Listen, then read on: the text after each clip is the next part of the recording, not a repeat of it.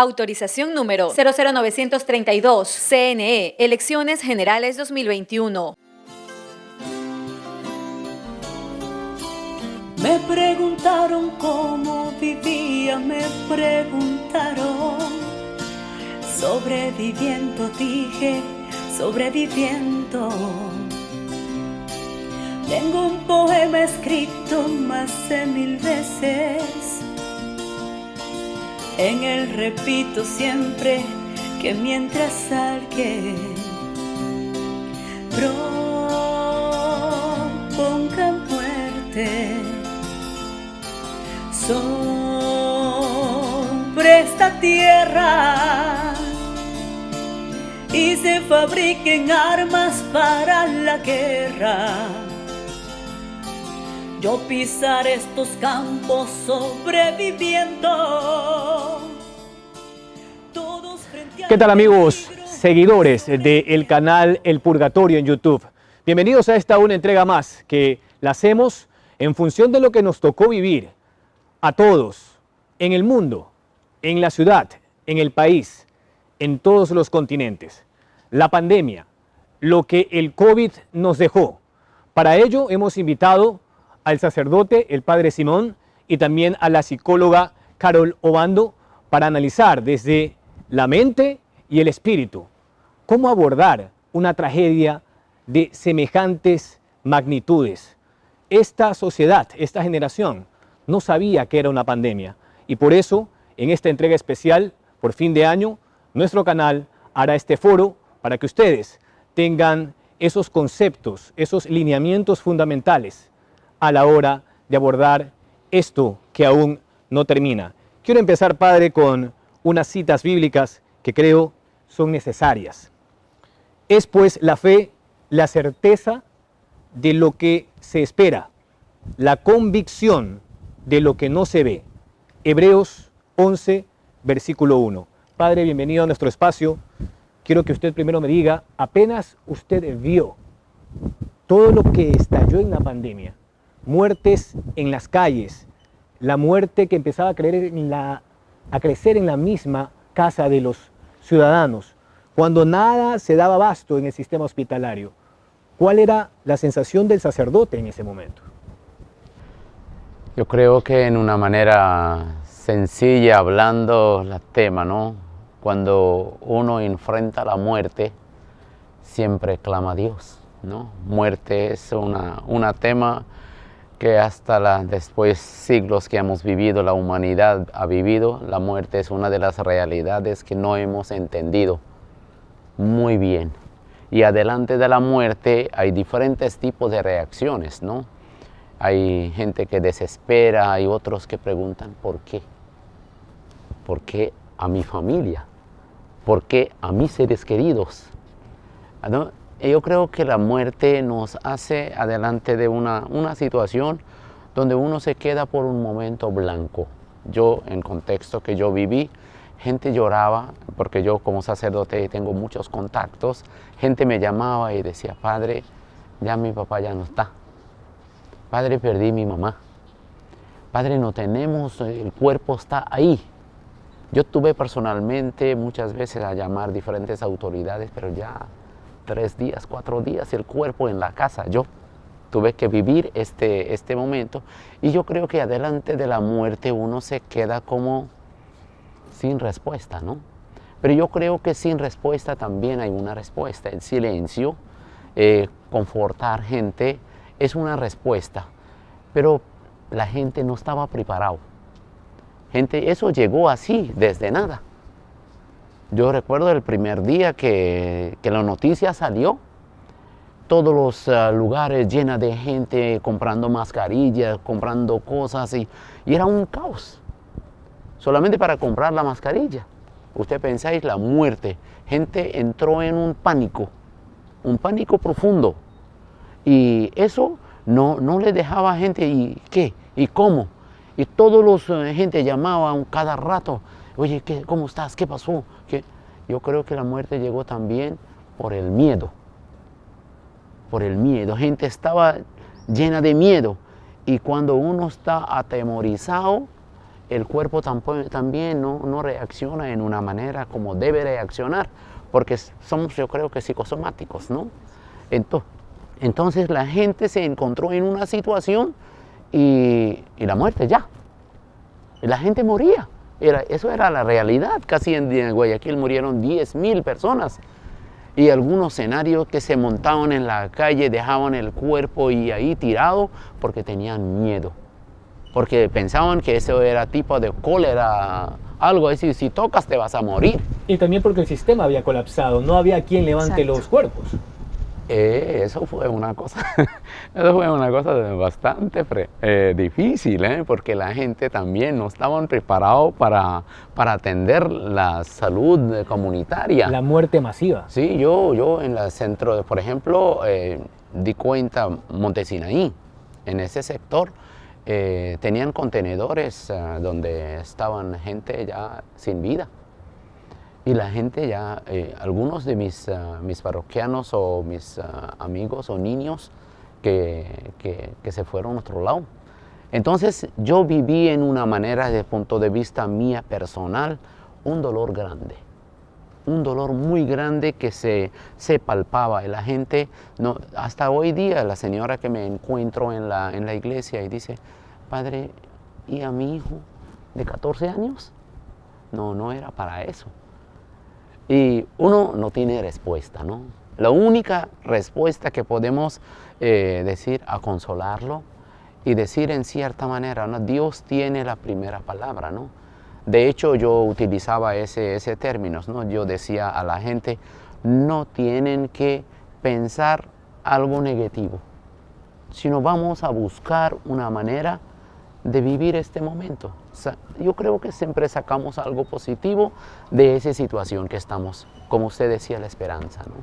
La esperanza y no se pierde, porque el momento que el ser humano pierde la esperanza, la vida vuelve un caos.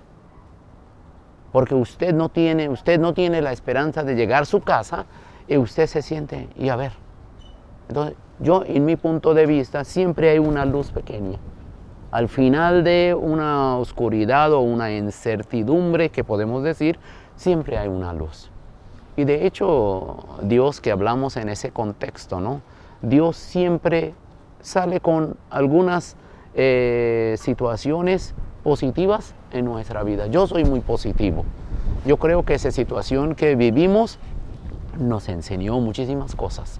Nos enseñó a vivir en una manera diferente. Nos enseñó a valorar los familiares, que antes tal vez era muy superficial, o tal vez no teníamos tiempo para gastar con ellos. Esa pandemia nos dejó en la casa embarcado, pues. Sí, esa cara de mi esposa lo veía, no sé, 3 veces al día. Ahora todo el día tenía que ver la cara porque ya no podía salir, ¿no? O ese niño. Hay diferentes situaciones que la familia empezó a vivir. Y muchas señoras dicen, Dios mío, pero ayúdeme. Antes aguantaba el marido 3 veces al día, lo veía. Ahora todo el tiempo. Ahí metido. Y uno, cuando no está acostumbrado de ver, de palpar situaciones, y con el tiempo fue peor. Al inicio tenían algunas pláticas y empezaron a gastar y todo eso. Pensaban que durara 15 días, 20 días, un mes ya. Pero ya cuando dieron cuenta que el tema era grave, ahí ya empezó a cambiar. Usted hace un momento tocó un término que ya enlaza la conversación con Carol, que es el psicosomático. Y tiene mucho que ver, Carol, también, porque lo primero, el temor a la muerte que se agudiza por lo que se veía en la televisión, en internet, en cada medio de comunicación que se podía acceder. Ya entra el trabajo de la psicología, porque es el confinamiento, es la incertidumbre en la economía, lo que podía pasar con el trabajo, el teletrabajo, la teleeducación con los hijos. Ese abordaje que al final puede terminar siendo una tormenta casa adentro. ¿Cuál es la visión para la psicóloga y qué tipo de casos ha logrado atender? Claro, bueno, sin duda alguna la pandemia llegó para transformar la vida de muchas maneras Y al inicio de la pandemia vimos cosas diferentes. Al inicio las personas tenían muchísimos ataques de pánico, pensaban que iban a morir, tenían palpitaciones, tenían miedo a enloquecer. Esta sintomatología es propia de cuando estamos demasiado ansiosos, es algo de supervivencia. El cuerpo nos prepara para huir, para bloquearnos o para agredir cuando tenemos mucho miedo o incertidumbre, y se presentaban ataques de pánico. Hice mucha contención. El 15 de marzo yo abrí línea gratuita de atención, atendí 2 meses gratis para hacer contención de emergencia psicológica. Y los casos eran increíbles, llamadas a las 3 de la mañana con mucho miedo, con sensación de perder el control, de salir corriendo, no querían ir al médico tampoco porque tenían miedo y era mucho mejor en esa época. Entonces la contención fue masiva. Después de esto, de los ataques de pánico, empezó la somatización. Ya atendía gente que me decía, bueno, fui al doctor, me hice 2 pruebas, me hice tantos exámenes, no tengo fiebre, pero siento que tengo el coronavirus, siento que me estoy ahogando. Entonces la somatización era altísima. Luego evolucionamos a muchos duelos patológicos. Desafortunadamente, dentro de la pandemia no podían hacer esa despedida, incluso atendían personas que recibían cenizas que no estaban seguros si eran de sus seres queridos o no. Y esta despedida tan antinatural de no tener este ritual que normalmente se tiene, pues hace que la mente entre en una faceta de bloqueo y se da un duelo patológico, un duelo bloqueado, un duelo estancado. Entonces, a través de las sesiones lo que hacíamos era proporcionar algo que se asimile a lo más natural posible para que ellos puedan elaborarlo. Entonces fuimos evolucionando entre patología y patología. Ahora, hay personas que tienen ansiedad, depresión, pues en el momento de la pandemia estaban mucho más vulnerables. Entonces la sintomatología se hacía mucho más grande, había que cubrirlo también con trabajo interdisciplinario, revisar si tenían el medicamento para ese momento, ansiolíticos y demás. Entonces fue bastante difícil, aún sigue siendo difícil. En este momento sigo abordando mucho ansiedad, depresión y duelo. El duelo ha sido inmenso y también mucho estrés porque ya se está viendo también la parte económica, cómo afecta, la parte de los divorcios, el problema intrafamiliar, violencia intrafamiliar. Ha dejado todo tipo de secuelas. También hay secuelas positivas, hay personas que se han reinventado, han resignificado y como decía el padre, que me encanta esto, es que gracias a la oscuridad los seres humanos logramos ver la luz. De lo contrario, no tendríamos ese contraste para poderlo valorar. Entonces también ha sacado a flote cosas muy lindas y hay que seguir firme. Este es el momento, yo pienso que de los psicólogos, de los terapeutas, de los sacerdotes, porque la contención emocional que se tiene es altísima. La consulta ha incrementado de una forma inmensa y creo que todavía va a continuar un tiempo más. Usted hablaba sobre los duelos que se iban acumulando, era una especie de acantilado emocional que llegaba a su tope y estallaba. Claro, misas sin cuerpos presentes, familiares abocados a cremar a los cuerpos de sus padres, de sus madres, de sus hermanos, en un procedimiento que a veces tomaba hasta 3-4 meses aguardar la entrega de esas cenizas. Y en esa línea, usted nos ha hablado de crisis o trastornos de ansiedad. El manejo obligatoriamente tiene que ser con medicamentos cuando ya el asunto es inmanejable para el paciente, o primero hay una etapa en la que inicialmente se puede quizás aplicar teorías que están en los libros, ¿no? En la teoría psicológica. ¿Cómo tuvo que acceder usted a esa aplicación en la práctica? Sí, bueno, sí, no, sin duda alguna, lo primero que hacemos es abordarlo de forma terapéutica. Entre menos medicamentos usemos, pues mucho mejor. Sin embargo, ya hay casos donde hay ideación suicida, donde hay riesgo de suicidio, donde la contención por parte de psiquiatra es importantísima y sí necesitamos fármacos para estabilizar. El fármaco lo que hace es quitar esta capa gris que no le permite al paciente levantarse.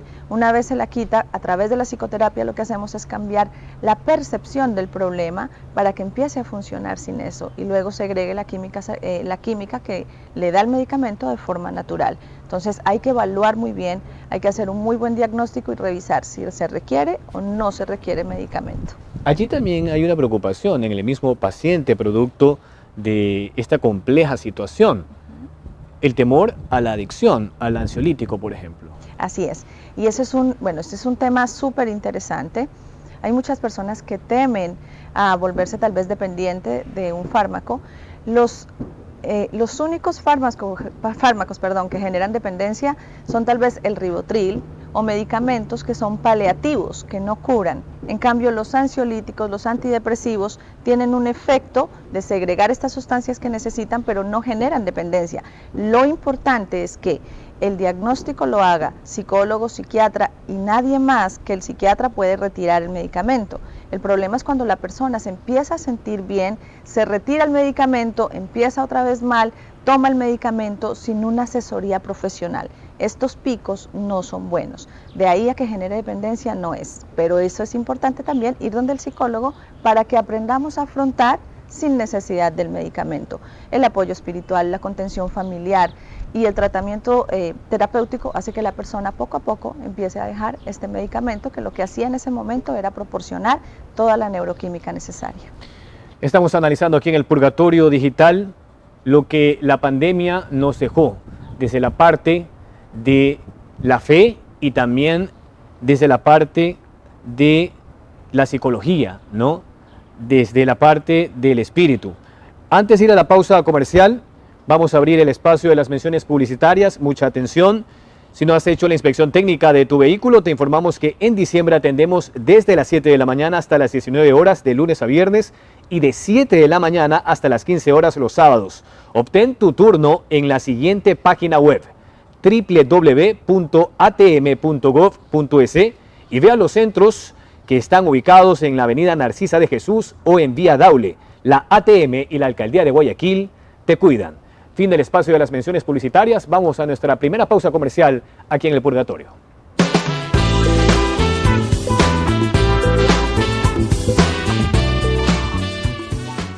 Mascarillas, de flores, de animales, de pájaros, de emojis, de fútbol, de corazones, de nuestra bandera. No importa cuál sea tu mascarilla, para subirte a un bus, alimentadores y metrovía, debes usarla siempre. Ahora el uso de mascarilla en el transporte público es obligatorio y mantener distancia también. Juntos hacemos de cada viaje un lugar seguro para todos. ATM y la Alcaldía de Guayaquil te cuidan. Autorización número 00931, CNE, Elecciones Generales 2021. Entiendo que todos los guayaquileños tenemos muchísimas preocupaciones en relación a las restricciones en materia de circulación que se han anunciado. La Autoridad de Tránsito Municipal, más allá de cumplir su deber y de hacer los controles necesarios, actuará con absoluta racionalidad y criterio, porque entendemos que la movilidad es parte fundamental de la vida, es parte fundamental del movimiento económico. Esto es un llamado a la calma. Hemos dispuesto a nuestro personal de calle que sea absolutamente racional y tolerante, y vamos a analizar cada situación en particular. Un anuncio para los profesionales, para los médicos, para los abogados. Con la presentación de su credencial podrán moverse sin complicaciones, pero un compromiso ciudadano. Hagámoslo de manera responsable, no abusemos de una credencial, no abusemos de una situación o de un particular. Movámonos para lo estrictamente necesario. Estas medidas lo que buscan en Guayaquil es cuidar tu vida, cuidar tu salud y la de tu familia.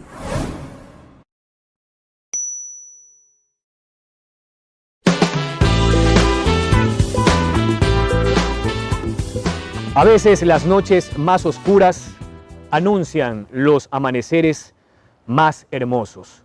Confía, un pensamiento que sin duda se encaja en medio de esta situación tan compleja que vivimos aún por la pandemia. Transmitimos desde el Mirador de Bellavista y de hecho queremos aprovechar esta oportunidad para agradecerle a José Julián Lara y la arquitecta Silva de la Fundación Guayaquil Siglo XXI, quienes nos han prestado todas las facilidades, desde la autorización hasta las instalaciones para poder grabar este programa en función de esta propuesta por el COVID.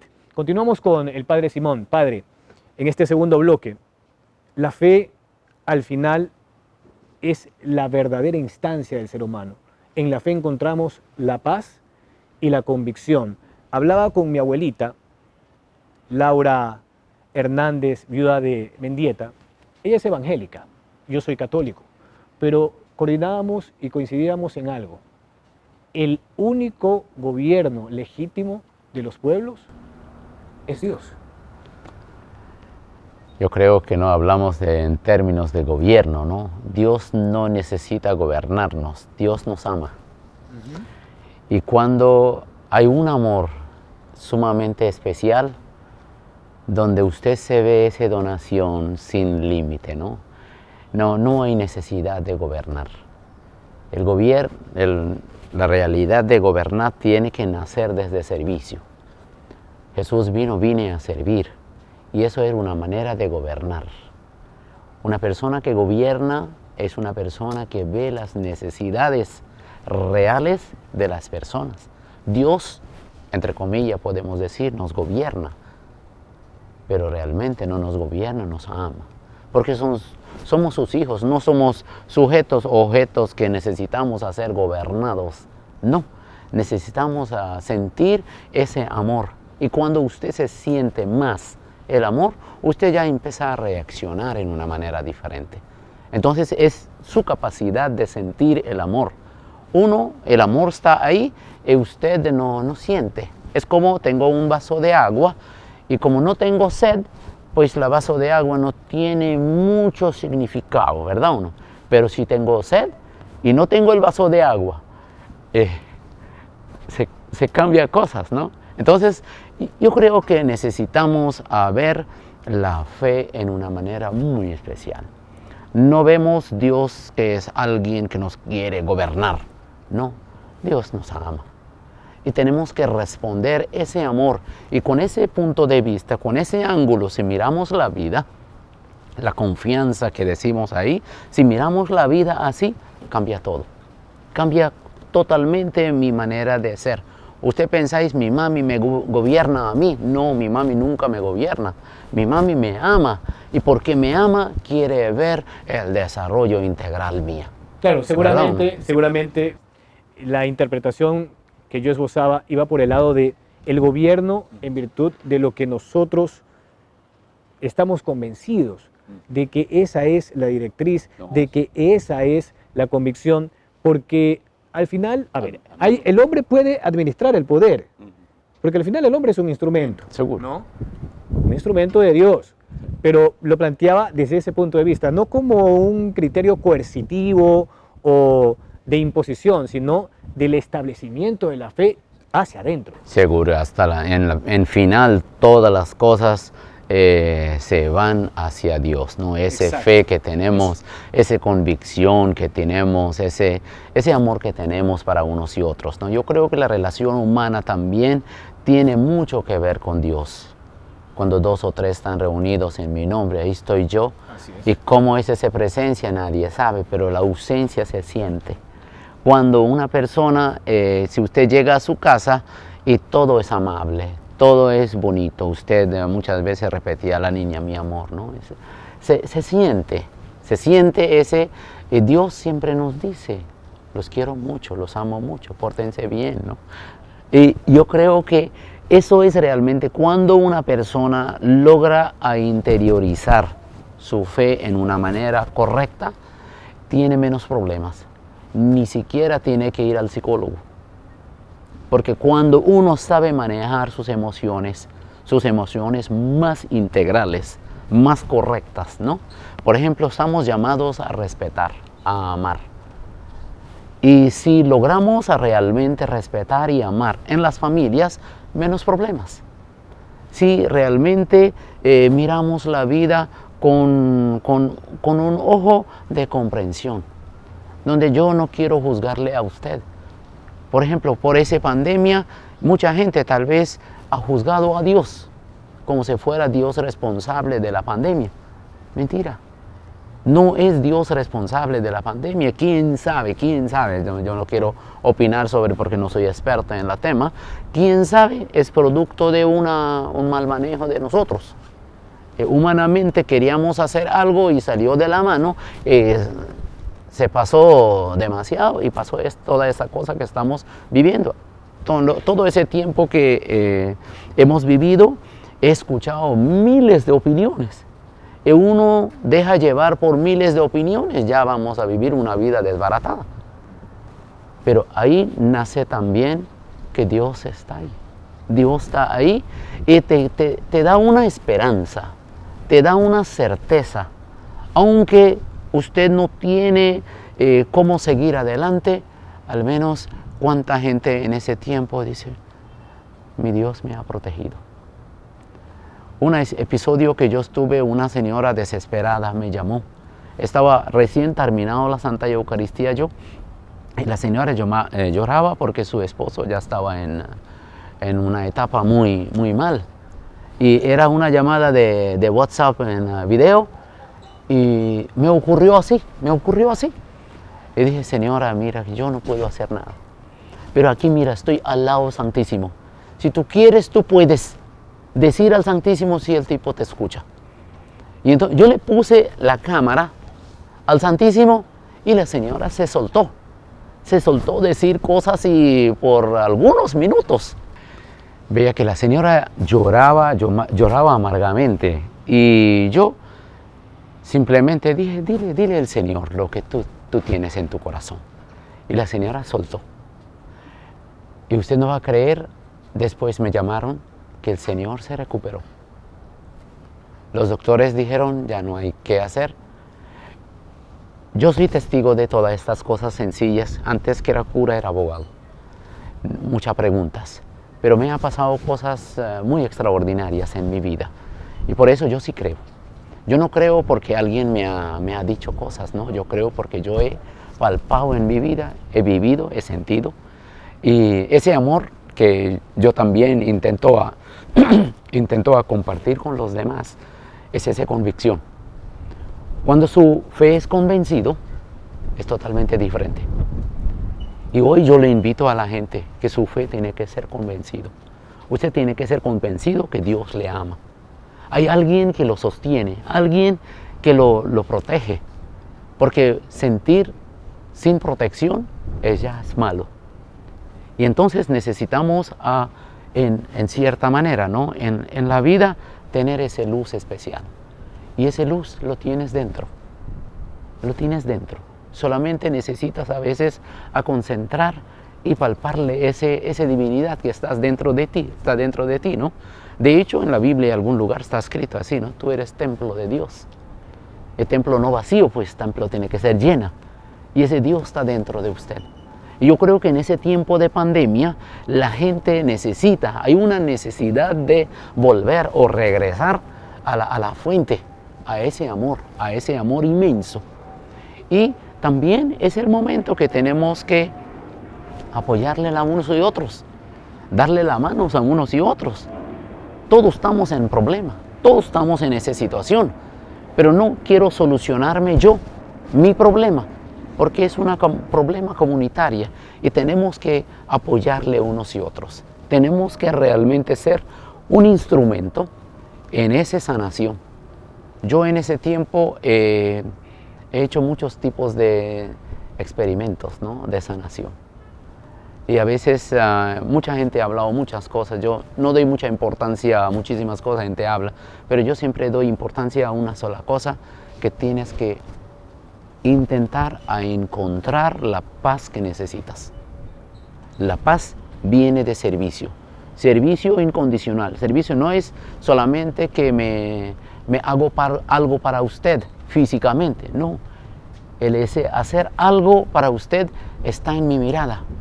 Lo miro con una mirada más comprensiva, más amoroso, y esa mirada ya es un servicio. ¿Sí o no? Y en mi opinión personal, necesitamos que ese servicio nazca entre nosotros, que nazca en nuestros corazones una capacidad especial de sentir al otro, ¿no?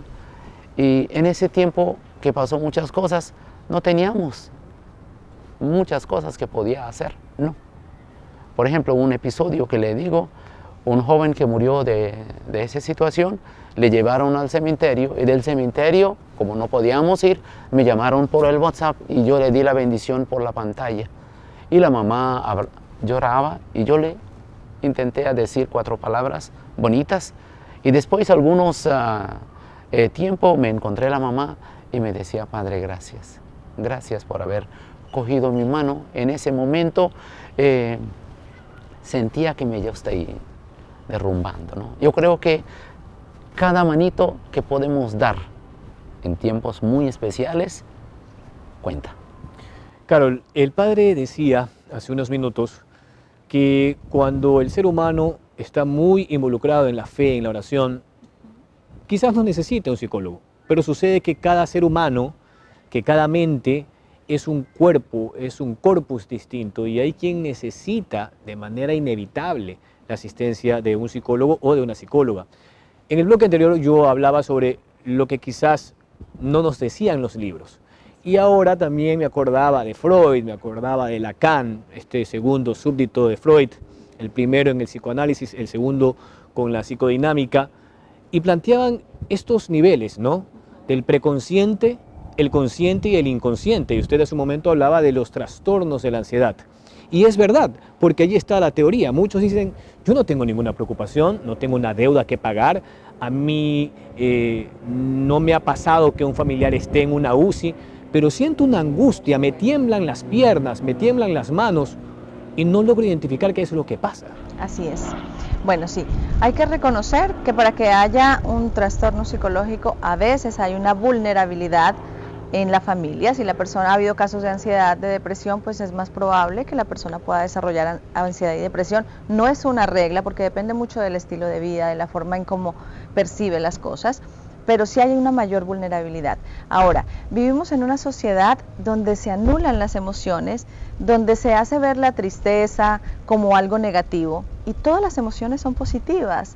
A veces sentirnos tristes es funcional, la rabia nos ayuda a poner límites y la alegría es maravillosa. Lo importante es empezar a gestionarlas para que éstas no se desborden. El guardar tantas emociones, el no expresar, el no tener una contención, el no tener una red de apoyo, en solo estar ensimismado en un problema, pero hacia adentro, genera mucha presión y empieza la persona a tener síntomas psicológicos. Por eso hay que abordarlo oportunamente.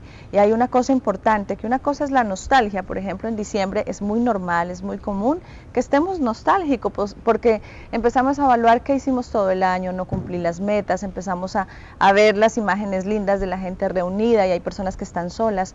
Entonces se fijan en lo que no hay. Esa nostalgia es normal, hay que diferenciarla de la depresión, que es bien importante. Porque cuando hablamos de depresión ya hablamos de una persona que no disfruta lo que antes disfrutaba, que se aísla, que tiene muchísimo miedo, que incluso ya pierde este interés hasta por arreglarse. Y hay que empezar a tener aproximaciones para que esta personita empiece a salir desde donde está. Y el padre mencionaba algo muy bonito, que es buscar hacia adentro los recursos, porque toda persona se puede recuperar. Lo importante es no dejar avanzar esto, que una nostalgia se convierta en depresión y que una depresión menor se convierta en una depresión mayor y ya haya ideación suicida o que ya haya intento de suicidio, que es algo muy fuerte. Entonces lo importante es empezar a expresar, reconocer que si me siento tan mal, yo pueda decirle a alguien, me siento mal, me siento triste, necesito ayuda. Pedir ayuda es de sabios, porque nos estamos haciendo responsables por lo que nos sucede. Entonces, sí es importante empezar a verificar que los seres humanos somos sociables y que eso mismo hace que solos en ocasiones no podamos. Y cuando pedimos ayuda a alguien, lo que hacemos es empezar a dar un paso de una forma más objetiva y más bonita. Entonces, sí hay muchas enfermedades que requieren la atención psicológica. Hay algunas personas que no requieren un tratamiento tan grande, hay algunas personas que solo con hablar, con expresar y una adecuada contención se sienten mucho mejor, pero sí necesitamos hacer un diagnóstico que nos permita establecer en qué nivel está la persona. Y sobre todo esto, para concluir el segundo bloque, que la gente entienda que el mínimo problema o la mínima manifestación debe de buscar ayuda, ¿no? Así es. Porque en el momento en que dejamos eso detrás, la figura de la maleta que siempre se expone en los psicólogos, es acumular una serie de problemas que terminan empujándolo a un abismo. Exactamente, precisamente porque lo que hacemos cuando guardamos es ponernos una coraza y esta coraza termina pesando mucho más que eso que estamos evitando sentir. Así que hay que expresar, hay que hablar, hay que recordar que somos seres humanos y como somos seres humanos, somos vulnerables y la vida tiene altos y bajos y a veces necesitamos una ayuda externa que nos ayude a sobrepasar eso difícil. En el Purgatorio Digital analizamos lo que la pandemia nos dejó desde la fe con el Padre Simón y también desde la parte psicológica, espiritual, de la mente con la psicóloga Carol Obando. Vamos a abrir el espacio de las menciones publicitarias. Evita aglomeraciones y obtén tu turno para la inspección técnica vehicular en la siguiente página web: www.atm.gov.es. El trámite es ágil e inmediato. En diciembre atendemos desde las 7 de la mañana hasta las 19 horas, de lunes a viernes, y de 7 de la mañana a 15 horas los sábados. Nuestros centros están ubicados en la avenida Narcisa de Jesús o en Vía Adaule. La ATM y la Alcaldía de Guayaquil te cuidan. Fin del espacio de las menciones publicitarias. Luego volvemos con el último bloque aquí en el Purgatorio Digital. Transmitimos desde el Mirador de Bellavista en el norte de Guayaquil.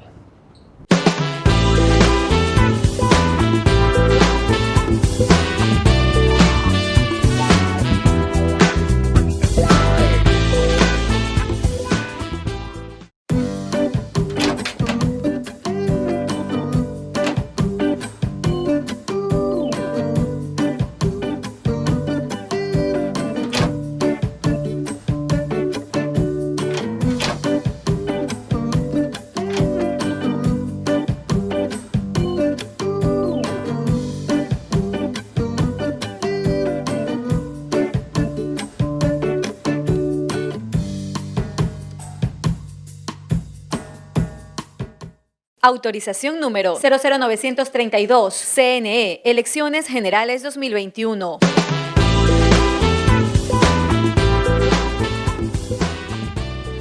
Carol, para finalizar, ¿es lo mismo atender a un paciente con sintomatologías psicológicas o incluso a veces psiquiátricas a través de un dispositivo, de una computadora, versus la consulta personalizada?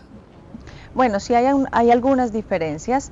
Yo prefiero tener el contacto con la persona, sin embargo, ahora estamos protegiéndonos y somos seres humanos de adaptación, así que nos hemos tenido que acoplar a este nuevo ritmo de vida y si es posible también tener una adecuada contención por videollamada, claro que sí. Lo preguntaba por la efectividad de la terapia al final. Claro. Mira, si ya es absolutamente necesario, tenemos un encuentro. Pero si estamos hablando de supervivencia, y sobre todo en marzo no se podía, la única manera era en videollamada, entonces los efectos sí terminan siendo positivos. Lo importante es que nos atrevamos a pedir ayuda en el momento oportuno, no importa si estamos lejos, incluso ahora los terapeutas atienden a gente de otros países y es normal y está bien, así que nos adaptamos y se puede. Pero siempre tengamos en cuenta que debemos pedir ayuda, que es importante conocernos un poquito y que no creamos que somos seres humanos perfectos porque no lo somos y dentro de esta imperfección que hay que aceptarla, que es linda, pues hay cosas que no podemos manejar solos. Lo último que usted quiera compartir a nuestros seguidores del Purgatorio. Claro que sí. Bueno, aprovecho este momento para recordarles que estas situaciones difíciles hacen parte de la vida y que es importante que vivamos el momento presente, que hagamos planes en este momento que tenemos aquí, que disfrutemos la compañía que tenemos, a nuestra familia, nuestras amistades, que valoremos cada cosa y cada acción. No pensemos en que después va a haber una oportunidad, sino que disfrutemos de las cosas lindas que nos da la vida en este momento y resignifiquemos que todo esto difícil que nos sucedió tal vez nos volvió seres humanos más fuertes, seres humanos más resilientes y a partir de ahora todas estas herramientas que tenemos de adentro, pues hay que empezar a explotarlas para cosas positivas y para cosas buenas. Y hay una frase muy linda de Plutarco que dice que los seres humanos no somos solo vasos por llenar, sino fuegos por encender. Entonces hay que buscar adentro todas esas cosas lindas que tenemos para poder surgir. Muchas gracias por su excelente exposición, Carol. Terminamos con usted, padre. Que nunca se pierda la fe, porque creo que en ese momento definitivamente la situación podría empeorar. Yo creo que en una manera sencilla, ¿no? Abren sus corazones a la luz divina y siempre esperen una inspiración. Si usted quiere mirar en cualquier situación la luz, lo puedes encontrar. Porque si miras al lado positivo, siempre hay. Y Dios es el lado positivo de cada ser humano. Yo soy muy relacional, que siempre busquen, no es Dios invisible, ¿no? Dios siempre es visible y puede llegar en forma muy natural en el acontecimiento que vivimos, a través de mi hijo, a través de mi esposa, a través del familiar, que estoy ahí. Yo creo que ese tiempo que estamos viviendo es un tiempo sumamente especial de aprender a relacionarse dignamente con unos y otros, ser más solidario con unos y otros, comprender esas personas que están viviendo en una situación difícil. Yo lo veo en una manera sencilla, no al gen de Dios. Porque cuando falla todo, el único que no falla es Dios. Sí, puede fallar el Padre Simón, pero Diosito no. Entonces, si sabemos si Dios no falla, pues no dejemos estar lejos de esa realidad que es tan profundo, ¿no? Y eso no es hablar de Dios, el Dios se vive, el Dios se siente. El Dios, lo más que tú amas, lo más descubres. Es tan inmenso que te vas más y más y más y te quedas, oye, pero es increíble. Mi viaje de fe desde pequeño, ahorita caminando, y cada vez es más y no encuentro. Y yo siempre digo, tengo que amar, tengo que ser un instrumento de bendición para los demás, para que Dios tiene que ser encontrado a través de mí, a través de cualquier situación que vivimos. Dios está ahí, solo depende cómo lo ves, cómo lo miras. Eso es mi consejo a la gente, no pierdan la esperanza, miren con ese ojo de fe. Y la fe es muy concreto, la fe no es una idea, la fe es amarle, servirle, ser feliz. Yo siempre digo, me veo un cuadro y siento feliz, esa felicidad no está en el cuadro, felicidad está dentro de mí. Entonces yo creo que necesito a entrar a mi interior y encontrarle en ese templo esa presencia. Y el momento que encuentro esa presencia de Dios en ese templo, mi vida ya transforma. El encuentro con Dios transforma vida. Agustín decía, tarde te conocí, Señor. Había buscado todos los lados, en todas las ciencias, en todas las filosofías, y al final dijo, nuestros corazones descansen cuando encuentran a ti. Muchas gracias al Padre Simón y también a usted, Carol, por todos los criterios desde la fe y también desde la mente, desde la parte psicológica, que buscan alumbrar este panorama tan oscuro que nos ha dejado el COVID prácticamente en cuestión de meses, ya un año de toda esta compleja situación. Voy a dejarlos con dos frases, una es un salmo y otra una línea de la oración al Sagrado Corazón de Jesús. El salmo: Dios a veces nos mete en aguas turbulentas, no para ahogarnos, sino para limpiarnos. Y una línea que me parece sustancial de esta oración al Sagrado Corazón de Jesús es aquella que ora de la siguiente forma: báculo de mis pasos y lumbre de mis ojos. La fe siempre debe estar por delante, amigos. Y este programa lo que busca es darles esos destellos en tiempos de gran oscuridad. Muchas gracias por haber atendido este espacio. Espero que hayan tenido una excelente Navidad, pero que también sepan celebrar en familia, de manera íntima, por los protocolos de bioseguridad, el fin de año. 2021 va a ser distinto. Créanlo, eso lo van a poder palpar en los primeros meses. Muchas gracias a ustedes y también al Padre Simón y a Carol de nuevo. Gracias. Hasta la próxima.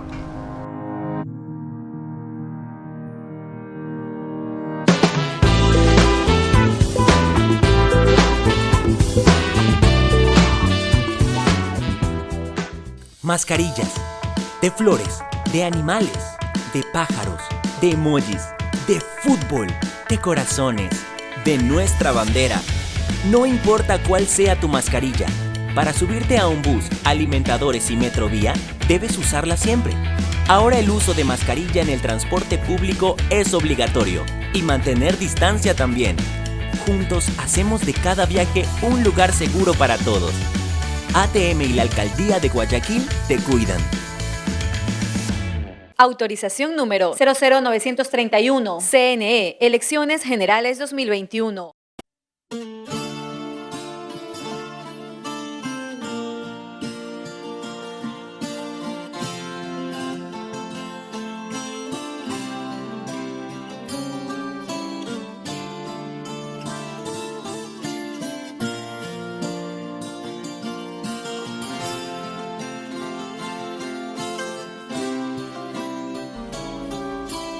Me preguntaron cómo vivía, me preguntaron. Sobreviviendo, dije, sobreviviendo. Tengo un poema escrito más de 1000 veces. En él repito siempre que mientras alguien proponga muerte sobre esta tierra y se fabriquen armas para la guerra, yo pisaré estos campos sobreviviendo, todos frente al peligro sobreviviendo, tristes y errantes todos sobreviviendo, sobreviviendo, sobreviviendo,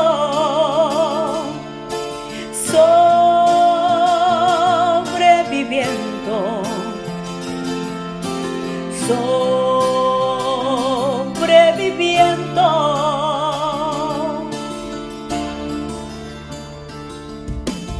Ya no quiero ser solo un sobreviviente. Quiero elegir el día para mi muerte. Tengo la carne joven, roja la sangre, la dentadura buena y un sueño urgente. Quiero la vida de mi simiente. No quiero ver un día manifestando por la paz en el mundo a los animales. Cómo me reiría ese loco día, ellos manifestándose por la vida y nosotros apenas sobreviviendo, sobreviviendo, sobreviviendo, sobreviviendo.